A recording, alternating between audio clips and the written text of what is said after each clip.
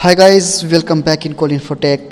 मैं सत्यम और आज पुनः मैं उपस्थित हूँ कंप्यूटर के कुछ महत्वपूर्ण प्रश्नों के साथ। तो बिना विलंब किए आते हैं अपने प्रश्नों पे, जो काफ़ी महत्वपूर्ण है सिविल कोर्ट परीक्षा को लेकर के। दोस्तों, आज जो हम लोग चर्चा कर रहे हैं वो कुछ महत्वपूर्ण तथ्यों पे कर रहे हैं। यहाँ पे आज कुछ इमेज मैं आप लोगों के साथ शेयर कर रहा हूँ और उसे बहुत ही अच्छी तरह से आप लोग को समझाने वाला हूँ। तो इस वीडियो के अंत तक अवश्य बने रहिएगा। और अगर आप इस चैनल पे नए हैं तो चैनल को सब्सक्राइब जरूर कीजिएगा, और अगर यह वीडियो अच्छा लगे तो लाइक, कमेंट और शेयर करना मत भूलिएगा। तो आइए आते हैं अपने टॉपिक पे। यहाँ देख रहे हैं दोस्तों, लिखा है आजकल पुराने समय के मिनी तथा मेनफ्रेम कंप्यूटरों की संख्या गिनी चुनी रह गई है। तो पिछली कक्षाओं में मैं चर्चा कर चुका हूँ विभिन्न प्रकार के कंप्यूटर के बारे में, जैसे mini computer, main frame computer, digital computer आदि विभिन्न प्रकार के कंप्यूटर के बारे में मैं चर्चा कर चुका हूँ। तो आप इसके लिए हमारा पिछला वीडियो अवश्य देखिएगा। तो यहाँ पे क्या लिख रहा है कि आजकल जो है, ठीक है, वो पुराने समय के जो बने हुए मिनी कंप्यूटर है तथा मेन फ्रेम कंप्यूटर है उसकी संख्या गिनी चुनी रह गई है। यानी कि दोस्तों, इसकी जो प्रयोग जो इसका भी हो रहा है वो बहुत कम हो रहा है। इनके स्थान पर प्रायः कई माइक्रो कंप्यूटरों को के ऐसे समूह का उपयोग किया जाता है जो सामान्यतया स्वतंत्र रूप से कार्य करते हैं, लेकिन आपस में जुड़े रहकर एक नेटवर्क का निर्माण करते हैं। इन कंप्यूटरों में से सर्वाधिक क्षमता वाले कंप्यूटर को सर्वर बना लिया जाता है। सर्वर किसे कहते हैं दोस्तों? तो बहुत सारा कंप्यूटर होगा और उसमें से एक मेन कंप्यूटर को हम क्या करेंगे, सर्वर बनाएंगे, और बाकी सारे कंप्यूटर उस कंप्यूटर से ही कनेक्टेड होते हैं। आगे देखिएगा, लिखा है तथा शेष सभी को क्लाइंट या नोड कहा जाता है। यानी कि दोस्तों, एक जो हमारा मुख्य कंप्यूटर होगा उससे जितने भी कंप्यूटर जुड़े होंगे अलग अलग, वो सभी क्या कहलाते हैं? क्लाइंट या नोड कहलाते हैं। और जो मेन कंप्यूटर होता है हमारा, वो सर्वर कहलाता है। सर्वर और क्लाइंट आपस में एक हब के माध्यम से जुड़े रहते हैं। तो दोस्तों, यहाँ पे मेन कंप्यूटर होगा वो, और उससे जुड़े हुए बाकी सारे कंप्यूटर जो क्लाइंट हम जिसको बोलते हैं, यानी सर्वर और क्लाइंट जो आपस में जुड़े रहते हैं, तो जिस डिवाइस से जुड़े रहते हैं उस डिवाइस को हम हब बोलते हैं। इस प्रकार नेटवर्क बनाने से किसी भी कंप्यूटर से जुड़ी साधनों का नेटवर्क अन्य सभी कंप्यूटरों के साथ साझा करना संभव हो जाता है। यानी कि दोस्तों, यहाँ पे अगर हम एक मेन कंप्यूटर में अगर कोई वर्क कर रहे हैं, हमारा कोई फाइल है, तो वहाँ से हम सारे कंप्यूटर को जो कनेक्टेड किए हैं, तो वो एक नेटवर्क के जरिए हम उस फाइल्स को बाकी सारे कंप्यूटर में, यानी सर्वर से क्लाइंट और या फिर नोड जो हम जिसको बोल रहे हैं, तो सर्वर से सभी नोड में वो चीज़ हम वो फाइल साझा कर सकते हैं। ठीक है, आगे बढ़ते हैं। यहाँ पे अब हम लोग बात करते हैं उद्देश्य के आधार पे जो कंप्यूटरों का विभाजन किया गया है।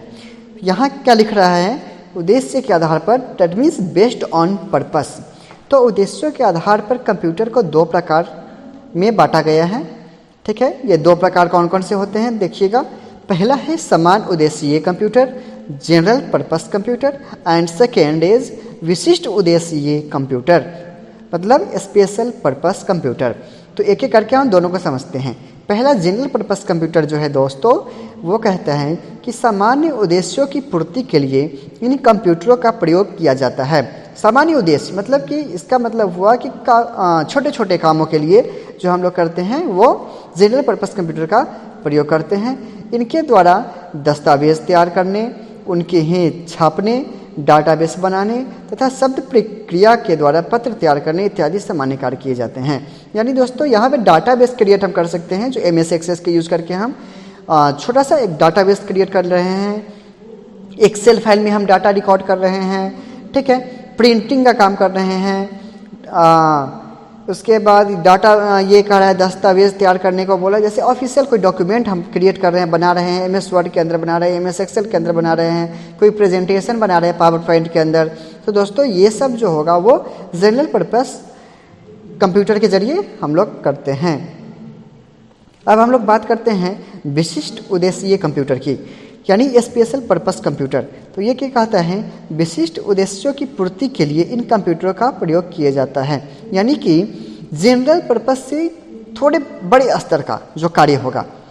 जैसे इनका उपयोग अंतरिक्ष विज्ञान, मौसम विज्ञान, उपग्रह संचालन, यातायात नियंत्रण, कृषि विज्ञान, इंजीनियरिंग, भौतिक तथा रासायनिक विज्ञान में शोध इत्यादि क्षेत्रों में विशिष्ट उद्देश्यों के लिए किया जाता है।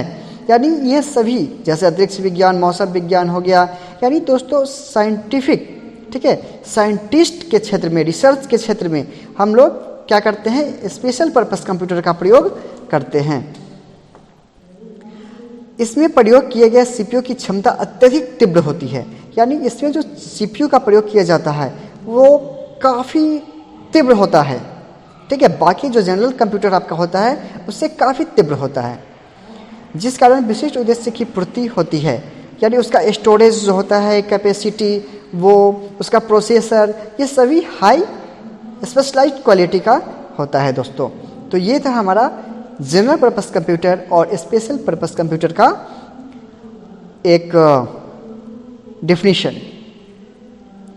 अब हम लोग आगे बढ़ते हैं और बात करते हैं डाटा रिप्रेजेंटेशन का, ठीक है। तो डाटा रिप्रेजेंटेशन क्या होता है देखते हैं।